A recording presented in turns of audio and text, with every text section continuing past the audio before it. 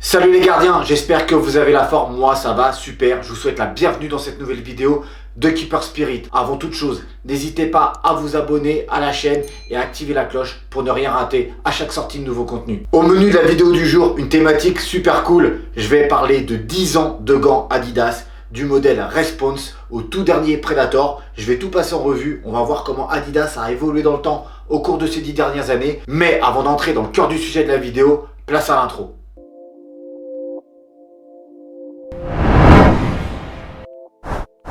Faut savoir qu'au niveau du gardien de but, Adidas est une des marques pionnières. Depuis le milieu des années 70, ils faisaient déjà des gants de gardien. Et Adidas, concernant les gardiens de but, ne s'est pas arrêté là. Au milieu des années 90, ils ont déposé un brevet pour les gants à barrette. Et oui, les gants à barrette sont une invention d'Adidas. Le gant Adidas Finger Save, lorsqu'il est sorti en 96, était un pionnier, c'était le tout premier. Adidas pensait que ça marcherait jamais. Et bien, faut savoir qu'ils se sont trompés parce que ça s'est démocratisé partout. Le premier gant à barrette vient de chez Adidas, c'est une invention qui vient de chez eux. Pour conclure cette petite introduction, Adidas a quand même fait beaucoup pour les gardiens et a quand même pas mal innové. Je rentre dans le cœur du sujet de la vidéo. Retour en 2010, qu'est-ce que faisait Adidas à ce moment-là? Eh bien, Adidas faisait le silo Response. C'était des gants très volumineux avec une dorsale tout en latex. Rien à voir avec ce qui se fait aujourd'hui. Ces gants étaient notamment portés par Manuel Neuer déjà, et oui, Petr Cech, ça m'avait marqué. Le silo Response a perduré pendant 3 ans, de 2009 jusqu'à fin 2012.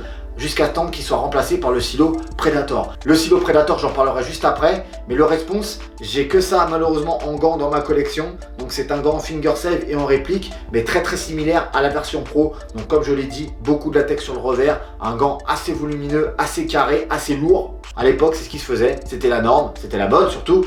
Saison 2012-2013, exit le silo Response, place au silo Predator, le fameux silo emblématique de chez Adidas qui faisait son retour à ce moment-là. On reste sur un gant quand même très similaire au modèle Response, avec beaucoup de latex, un gant quand même assez massif. Ce design dans le silo Predator a perduré 2 saisons. La saison d'après est sorti ce modèle-là, donc le Predator 2013-2014.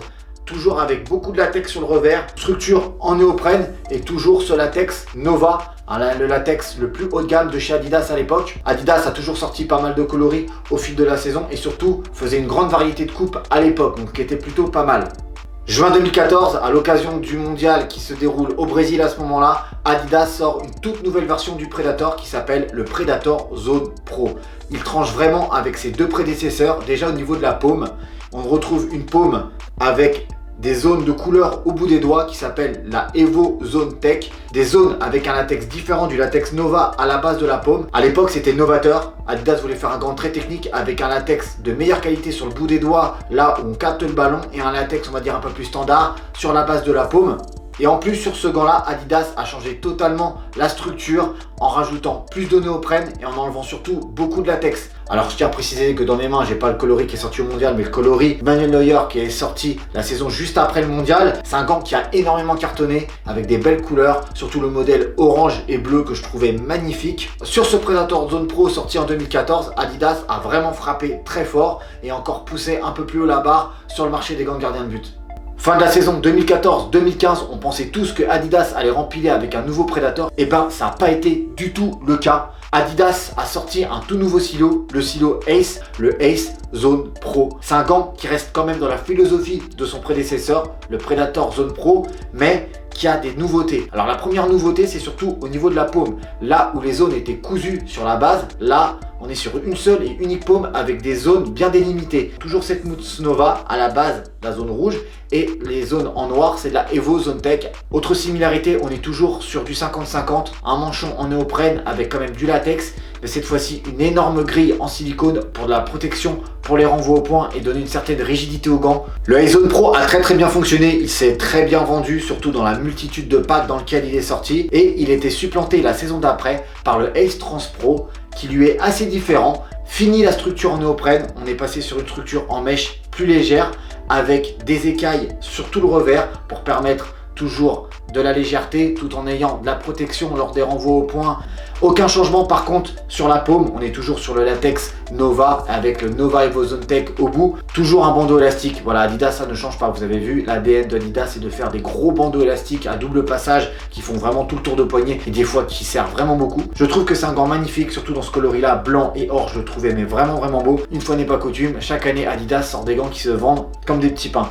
Un modèle chasse toujours l'autre, et la saison d'après sort le Ace Trans Pro 2017. Les changements par rapport à son prédécesseur, vous l'avez vu, c'est le design. Fini la multitude d'écailles, on est sur des espèces de grandes bandes qui passent sur la zone de renvoi au point. Ça protège plutôt pas mal si vous voulez un peu des détails sur ce gant. Et aussi le bandeau de fermeture qui est toujours à double passant, mais qui est cette fois-ci beaucoup plus long étant donné qu'il est en biais. Alors le maintien est toujours aussi bon, mais ça sert toujours aussi fort. Toujours cette mousse Evozone Tech sur le bout des doigts et la mousse Nova sur la base de la paume, ça ne change pas. Là dans mes mains j'ai le coloris Manuel Neuer que je trouvais magnifique, j'avais pris à l'époque. Vraiment un super gant que j'avais bien aimé, surtout que ce gant il est sympa car le manchon remonte vraiment haut sur le poignet et ce gant a une stabilité parfaite. La fin de la saison 2017-2018 fait place à la Coupe du Monde en Russie et à ce moment-là Adidas ressort le Predator. C'est un tout nouveau Predator qui diffère du Predator sorti 4 ans avant. Là, on se retrouve avec une structure totalement knittée. Fini le néoprène, fini le mesh. Avec pas mal d'écailles sur le revers pour inspirer l'esprit de la bête, l'esprit du reptile, l'esprit du prédateur. Par contre, Adidas a tranché dans le vif. C'est fini la paume avec les zones créées en 2014. Place à une paume unie et un nouveau latex. Fini le latex Nova, place au latex URG 2.0. La saison suivante, Adidas sort un nouveau gant qui est très similaire à son prédécesseur, sauf qu'on peut voir qu'il est écrit Predator en très gros sur le revers en silicone. On reste sur la même structure et on reste sur la même coupe et la même paume sur le modèle principal. Saison 2019-2020, Adidas sort son nouveau Predator qui vraiment fait l'effet d'une bombe. Pourquoi? Parce qu'il tranche totalement avec tout ce que Adidas a fait par le passé. Fini déjà le bandeau élastique. Et ouais, Adidas sort un gant strapless. On était très étonnés quand le Predator Mutator est sorti. Ils ont voulu tenter le coup. Ça a été très clivant. Il y a des fans d'Adidas qui ont crié au scandale quand ce gant est sorti. Ce Predator est quand même bourré de qualité. Alors il reprend les codes des précédents Predators sortis 2 ans avant lui, c'est-à-dire toujours une structure en knit, en maille, tricotée. On a enlevé les gros panneaux de silicone pour ajouter des tout petits pics toujours en silicone pour alléger le gant et le rendre beaucoup plus souple. Ça, c'est quelque chose que j'ai apprécié sur ce gant-là, c'est sa souplesse. Vraiment, il y a une ergonomie vraiment totale. Autre gros changement notable, c'est sur la paume. Bon là, on est sur la version hybride. Ils ont rajouté des striures pour permettre de plus facilement plier les doigts et d'augmenter encore cette ergonomie qui est déjà très bonne. Toujours aussi le latex URG 2.0. Le premier ambassadeur de ce gant-là que je tiens dans les mains, c'est notamment Marc-André ter Stegen, le gardien du FC Barcelone. Et on peut dire que Adidas a gagné son pari de réussir avec un gant strapless.